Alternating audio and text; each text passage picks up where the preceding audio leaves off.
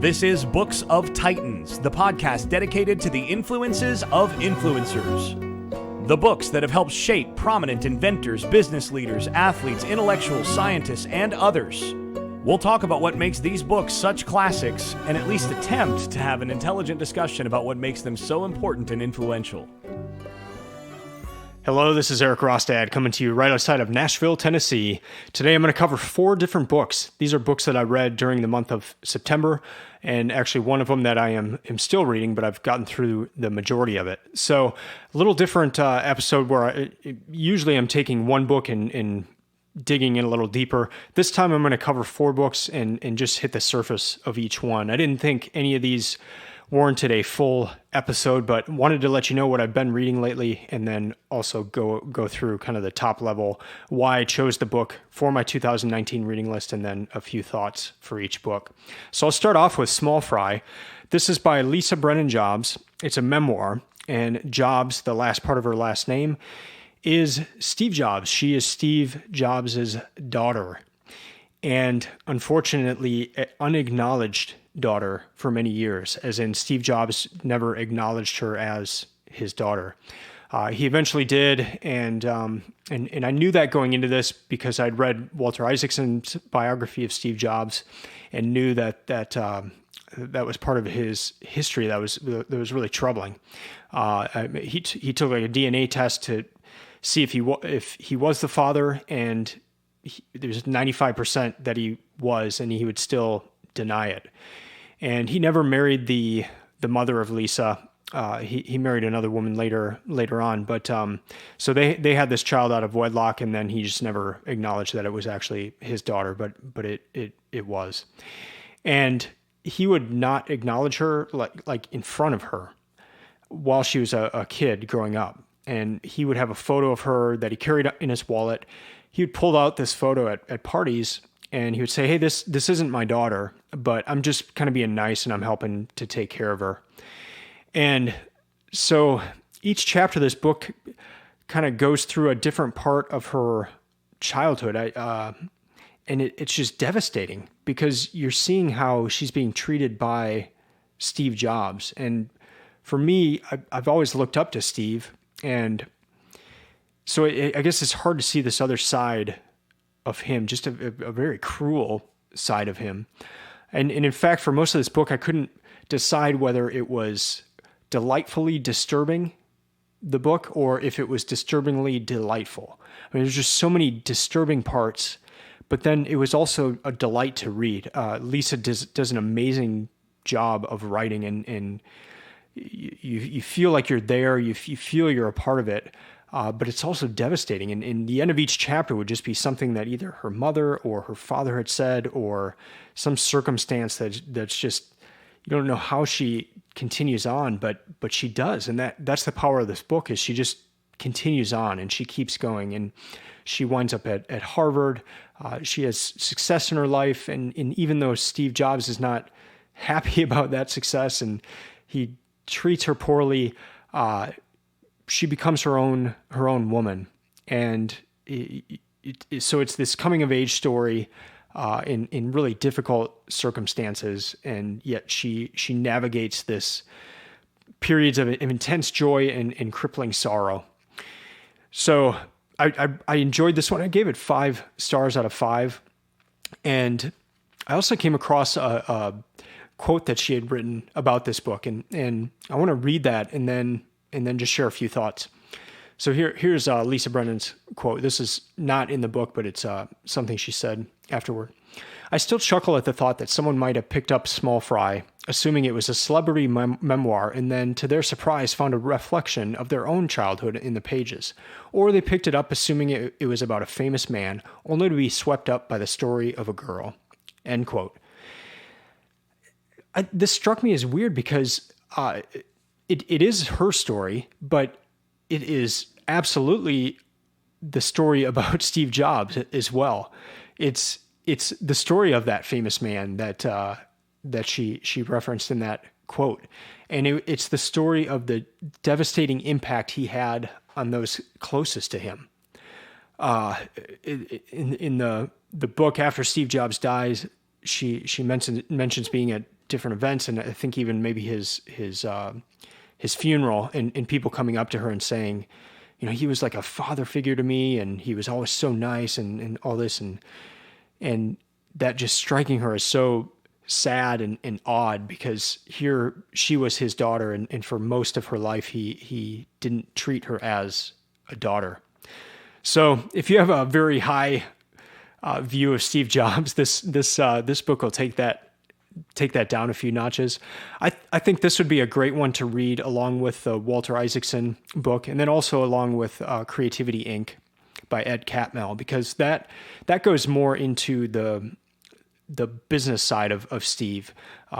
Ed, CEO at Pixar, and Steve Jobs helped found Pixar, and so the two of them worked together for many years, whereas Isaacson just knew Steve at the very end of his life, and wrote about him from interviews and from talking to Steve a lot. But Ed Catmull kind of gives you many years of seeing a lot of different sides of Steve. So those three books together are a great overview of Steve.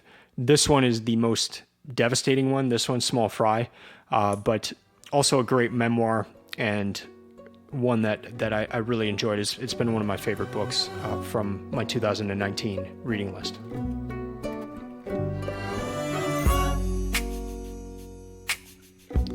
Next up is The Monk of Mocha by Dave Eggers. You ever heard the phrase, "Don't judge a book by its cover"? Well, I walked into a bookstore here in Nashville called Parnassus Books, and I saw this book on the bookshelf. And I liked the cover, and I actually bought this book because of its cover.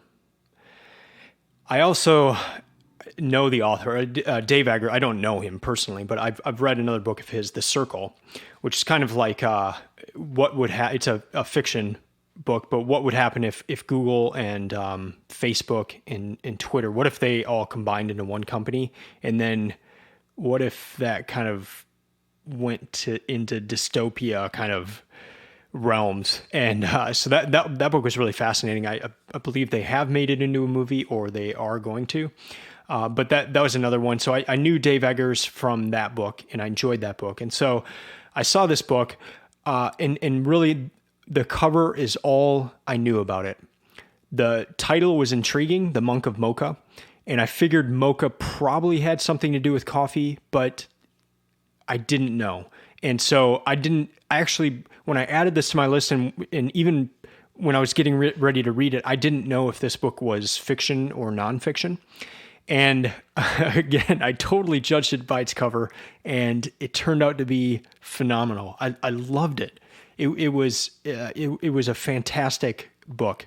And so what this book is Dave Eggers tells the story of a man named Mokhtar Alkanshali, who is a Yemeni American who in the mid 2010s, so in this past decade, it's a coming of age story. This man's living in San Francisco, and he's trying to figure out what he's going to do with his life. And as he looks back at his heritage, and then also at his family heritage, he starts noticing a common thread. Through his family heritage, coffee has been a part of that. And then as he gets to know more about Yemen history, he starts to realize the importance of coffee to that history. So I don't know if you've heard the goat story of coffee, that a farmer in Ethiopia, this is apparently how coffee was discovered. A farmer in Ethiopia is herding his goats, and the goats, all of a sudden, this one night they're eating this fruit, and then they don't go to sleep. So he's kind of curious, so he figures out what the fruit is, and it turns out to be the coffee tree, and there are beans in this fruit, and they're eating the fruit and then the bean part of it, and then that's keeping them awake. And so the story goes that this farmer then started getting into the beans, and then coffee was born from that. But Yemen is kind of so that happened in Ethiopia, and then Yemen was where coffee cultivation really took off. And then there's a city in Yemen called Mocha, and that is a port city. And so a lot of the coffee would get shipped to other parts of the world out of Mocha. So we hear Mocha a lot now. I mean, if you go into any coffee shop, they have drinks that are called Mocha and that sort of thing. But there is actually a city in Yemen, and there's a port city. And so Yemen has been coffee has been very important to the history of Yemen. And so as Mokhtar is getting to know this history, he has this desire to go to Yemen and find some farmers who are cultivating coffee, and then buy from them and export it to the United States for kind of the specialty coffee market. And it's a great idea. Here's the problem. Yemen is in the midst of being overrun by Al-Qaeda, Houthi rebels who are connected to Iran, and a Saudi-led coalition of bombers. So Mokhtar goes into Yemen while all this is going on. And so what the book ends up becoming is like this Indiana Jones type adventure story where Mokhtar's weaving through warlords and terrorists to obtain this holy grail of coffee with an excellent rating that he can sell in the United States. Like he wants this export market to boom so that these farmers get taken care of, they can make more money, and then get some of the best coffee in the world to specialty coffee places in the United States. And so that's what this book is about. And it's fascinating because Dave Eggers takes you through the history of coffee itself, how it went from Ethiopia to Yemen, to how it ended up in Dutch hands and French hands, and how the Dutch and French, with their as colonial powers, how they grew coffee in different regions of the world, and then how we get our coffee mostly from those places now, and so that history, and then also the history of Yemen, and really a lot of the recent history of Yemen. So that was really fascinating. And just how all this ties together. So Dave Eggers basically, I guess, kind of traveled around with Mokhtar and was around him while he was doing this. Mokhtar during this time also became basically the equivalent of a wine sommelier for coffee. So it's like you have the best tongue, and he was the first Arab man to ever get that qualification for coffee. So just an amazing story. You learn so much, and it's things that I'm really interested in. I love coffee. I love coffee. My wife and I met at a coffee shop. And so just learning about coffee, that was cool. Learning about Yemen, a country I didn't really know much at all about, other than it was being bombed by Saudi Arabia all the time now. And then ImportExport, history of coffee, just a fascinating book. Now, again, the reason is I saw the cover and I liked the cover, and luckily this ended up being a fantastic book. Tim Ferriss often asks his guests on the podcast, what is your favorite book? But then he takes it a step further and says, what is your most gifted book? As in, what book have you gifted to people? What book have you given to people? And I love that distinction, because you can have a favorite book. You can have books that you've really enjoyed reading, but perhaps you don't know anyone else who would enjoy that, or you don't like it enough to actually put your reputation on the line in the sense of giving somebody a book and saying, I think you're really going to like this. With the Monk of Mocha, I've already bought this book for 3 people, and I just finished reading it on September 25th. So that's 8 days ago. I've already bought this book for 3 people. And there are 3 people who are in the coffee industry in some way or another. And so I just figured that they would really enjoy the book. And for the people that have bought it, they had, at least one of them had heard of the book and heard about this guy and his Yemen coffee. And he had really wanted to read it and just had never gotten around to buying the book. But that really tells me something when there is a book where I immediately want to get it for other people. So I might start keeping 2 lists. I do keep a running list of the order of the books in the sense of how much I liked them. And that's really what it is. It's the number one book on that list is going to be the one that either surprised me the most or that delighted me or the one I enjoyed the most. And so that's really the list. It's not a list of like, this is the best literature and the best, it referenced all these works of ancient poetry and stuff like that. Like, I'm not that smart, so I just go by what I enjoy. And so that's one list, but I need to start keeping another list too of either how many people I told about the book or how many people I actually bought it for. Because in the words of Taleb and Skin in the Game, by buying a book for somebody, it's almost putting some skin in the game there. Because if I buy a book for somebody and they don't like it, well, let me flip it around. If somebody gives me a book and I don't like it, I don't trust that person with book recommendations from that point forward. I might give them grace and let them refer another few books. But if they've spent $10 or $15 to buy me a book and then it's either a terrible book or I'm just kind of thinking, why did you get this for? This is horrible. It puts their reputation on the line, and then I don't want to ever hear a book recommendation from them again. And so for me to give somebody a book, it's a skin in the game type of thing where there's reputation on the line of, I want people to trust my book suggestions. And so if I'm buying a book for them, I want them to like it. I believe in this book enough is what I'm getting at here, that I was willing to buy it for 3 people. And 3 people, one lives here in Nashville, the other 2 in Atlanta. The 2 in Atlanta I haven't seen in many years. And so it was kind of a, hey, I haven't seen you for a while, but I thought you might like this book. I'm just sending it. Just send me your address and I'll get it to you. So all that to say, if you like coffee, if you're interested in the history of coffee, if you're interested in the history of Yemen, if you're interested in hearing a amazing coming of age story to the point where a man, Mokhtar Al-Kanshali, works in a building as the doorman and eventually lives in that building, that kind of a coming of age entrepreneurial success story, this is your book.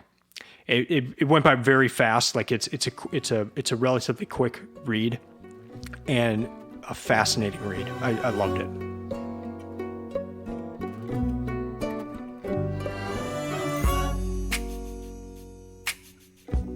In this final segment, I'll cover the other 2 books that I want to talk about. The first one is my book 40 of 52 for this year, and it's Fit for Life by Harvey Diamond, and Marilyn Diamond, his wife, also writes the second part of the book. So Harvey writes the first part, which is kind of the basis for a new way of looking at food. It's not necessarily a diet. It's just more, well, here's the tagline: the natural body cycle, permanent weight loss plan that proves it's not what you eat, but when and how. And so that's the first part of the book. The second part by his wife is more recipes and ways to implement this in your life. And there's one reason I wanted to read this book. Well, maybe 2, but one main one. And that's because Jesse Itzler, the author of Living with a Seal, highly recommends this book. And Jesse Itzler, for the past 20 plus years, has only eaten fruit until noon. So from the time that he wakes up until noon, he only eats fruit. And if you follow him on social media, you'll see he's got like huge boxes of bananas that he orders, and he just flies through these. And that's what he's done. He's only eaten fruit until noon. And I've never, ever heard of anyone doing that. And so I was curious about it. And so that was the main reason I wanted to read this book, just to see kind of the logic behind why they suggest doing that. A second reason for reading the book is that I like to read at least one nutrition or health related book per year. And I also like to experiment with what I read in these books. I'm a runner, and I like seeing if there are ways that by changing what I eat, I can become a better runner. So I've experimented with different things. I've tried in two years ago in 2017, I tried an all-fat diet that I read about in Natural Born Heroes. That was not a nutrition book, but they were talking about this all-fat diet and like good fats of meat and avocados and things like that, and then mixing that with vegetables and basically just cutting out sugar and focusing on good fats. The idea being that your body would start to burn that fat instead of burning carbs. And if you're burning fat on a long run, like maybe a marathon, then you would have more longevity than you would just kind of burning through these carbs. So that was the idea. I tested it out. I mean, it was like a 2-week test. And so it was interesting to see what happened, how it impacted my running, how it impacted my weight, all that kind of thing. So I just like to do this every now and then where I'm reading different things about nutrition and implementing and experimenting and seeing how I feel, how it impacts my running and going from there. So that's why I picked up this book. It was written in 1985 though. And when I told my wife that, she laughed so hard because, we're learning so much about nutrition all the time. And so for it to be a book that's that many years old, she's like, so it's what they were thinking back then was so wrong and that. And so that was kind of funny. But before I read this book, I didn't go online to learn more about it. I didn't go to see if things had been completely proved wrong by this point. I just really went into it with an open mind and let's see what I can learn.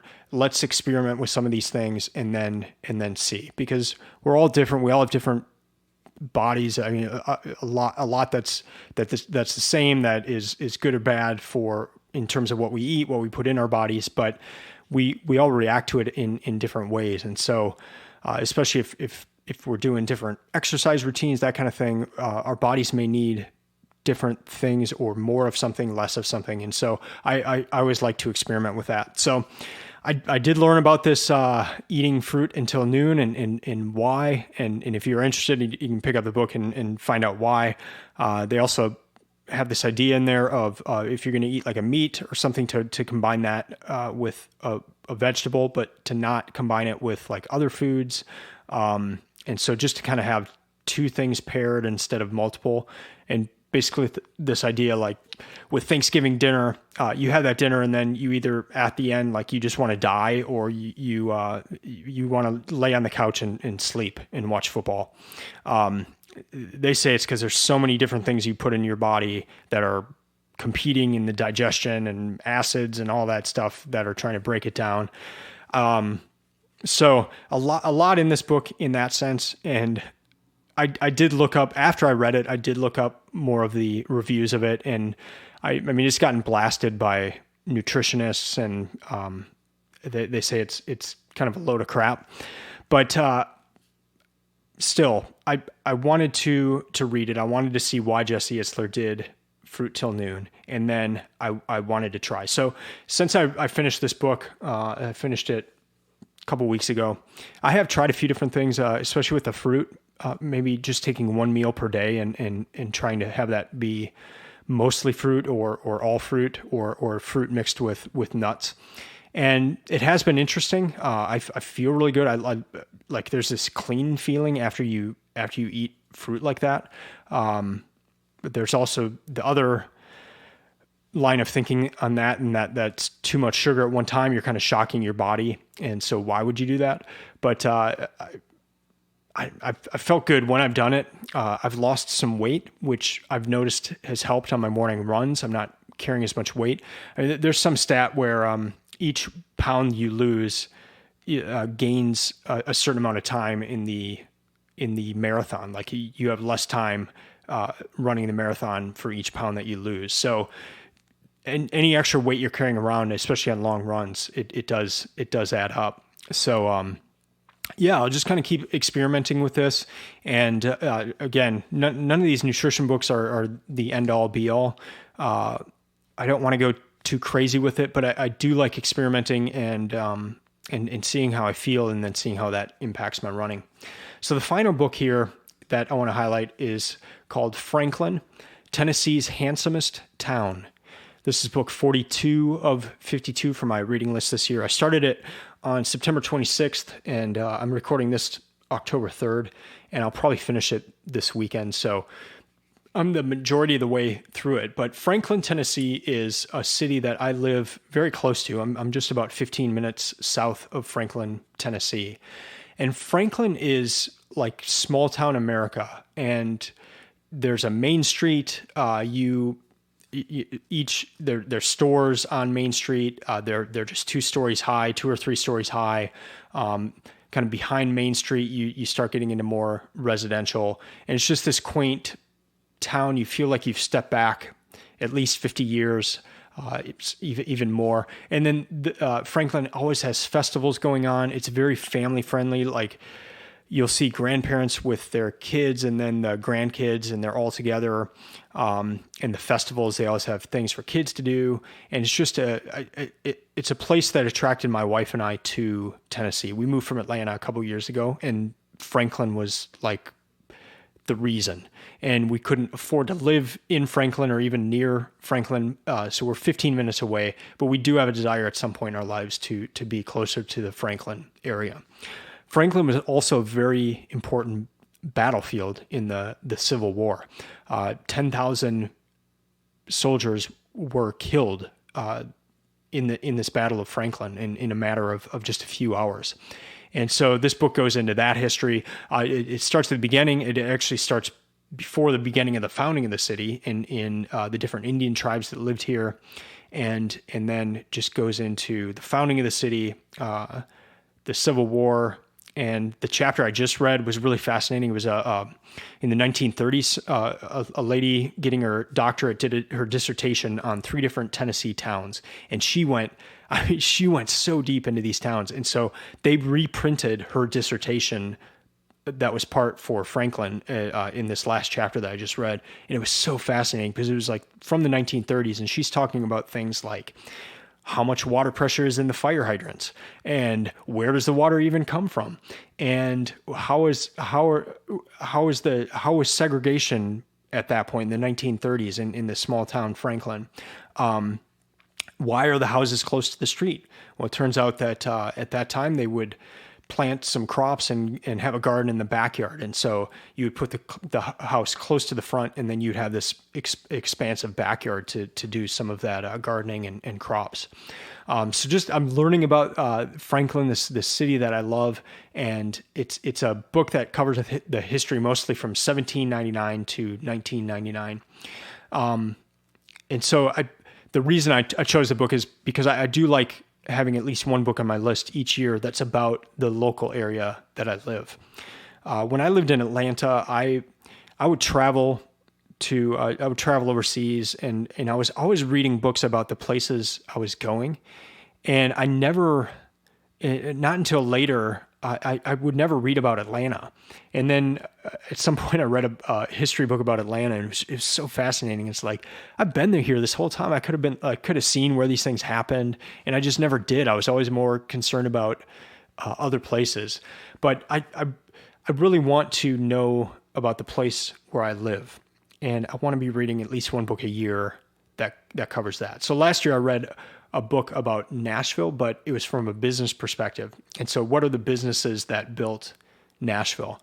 And these are the businesses that led to country music being a central part of Nashville, the different industries that have been here, why they were here, that kind of thing. And then even how that leads to modern day, the companies that are in Nashville.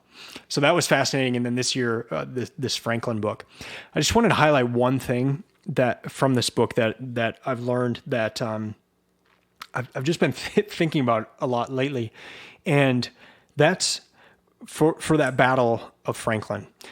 If I'll link to this in the show notes, but I did another episode this year of a book called Widow of the South, and that was a historical fiction book about the Battle of Franklin, and so I learned a lot about the Battle of Franklin in that book. Even though it was fiction, it was a lot of what actually happened and people that were generals and that sort of thing. So I learned a lot about the battle there. But one thing I've learned in this Franklin book is that There was so at the edge of the city limits of Franklin is the Harpeth River. And the Harpeth was, there was a bridge that went over that, and that bridge was destroyed a few years before the Battle of Franklin took place. So what happened was the Union Army and the Confederate Army were both in around Spring Hill, which is where I live now, Spring Hill, Tennessee. And this was the night of November 29th, 1864. The Union Army marched up towards Franklin during that night, and the Confederates had no idea. And so that took the Confederates by surprise. So now the Union Army is in Franklin, and they're Franklin's halfway between Nashville and Spring Hill. So by the Union being in Nashville, now the Confederates have to go and they have to follow them. And the Union is entrenched in Franklin at this point. And so that's the kind of the setup for the battle. But the Union was actually headed towards Nashville, and they were going through Franklin, but they couldn't get past the Harpeth River with all the horses and all the equipment and all that because that bridge was out. And that, a lot of reasons the battle happened in Franklin, but that was one of the biggest reasons, is they just couldn't get across the river. And so it almost forced the battle to take place right there. Franklin at that point was a town of 2,000 people, and 10,000 people died in that battle. I mean, can you just imagine, these people, a lot of, especially the younger kids would go into the cellar of the houses during the battle. And so they could hear all the sounds that, the houses rattling with the cannons and all that. And then they come out and the whole ground is littered with dead soldiers, to the point where you couldn't hardly walk. You would have to walk on dead soldiers to get around. And just to think that, this lack of a bridge not being there, that was one part that kind of kept everybody within Franklin and then kept made it so that the battle would happen there. But also I did just mention this book as well, because I want to encourage you to read books about the area in which you live. It really enhances your appreciation, enhances the history. There's roads I travel every day that had a big part to play in the Civil War. Going into Franklin, I'm going in there tomorrow morning to Franklin. And just to think that, a major battle took place here. Now to go along these streets in Franklin and to know a lot more, not just the Civil War. This book covers many years. And so to learn more about the buildings I enjoy there and when they came about, the companies that have been in Franklin, the people that have called Franklin home, the form of governance, all these kind of things, it just makes it that much more enjoyable. So I want to encourage you to pick up books about the area in which you live, so that you get to know the area where you are. That's going to do it for this episode. Again, I usually cover one book per episode, but just wanted to highlight a few books and ones that I've been reading lately, just to give a quick overview of each of these. I'd love to hear your thoughts. My email address is eric@booksoftitans.com. That's Eric with a K, so ERIK, and then booksoftitans.com. You can also follow Books of Titans at Books of Titans on Instagram and Twitter. The website, I have so many resources on the website to help you find the best books, to find out what some of the world's top performers are reading, the books that they've credited with their success, the books that they've enjoyed the most, and also the ones that they have gifted the most. I have a full list of all books ever discussed on the Tim Ferriss Show podcast on my website, on the Books of Titans website. It's searchable. You can search by author. You can search by guest on the Ferriss Show podcast. So just a lot of resources. Also some resources to help you read more, to create your own reading list and to go through that. So now is an excellent time. It's beginning of October. We're in the last 3 months here of the year, now is a great time to begin thinking about what you're going to read in 2020 or in the following year, and to start putting that list together. I find that when I plan my list out, I end up getting through a lot more books. I actually am able to double the amount of books that I read just by really planning it out and having a order and everything going into the new year. So I have a lot of resources to help you with those things on the website. Also love if you could leave a review of the podcast.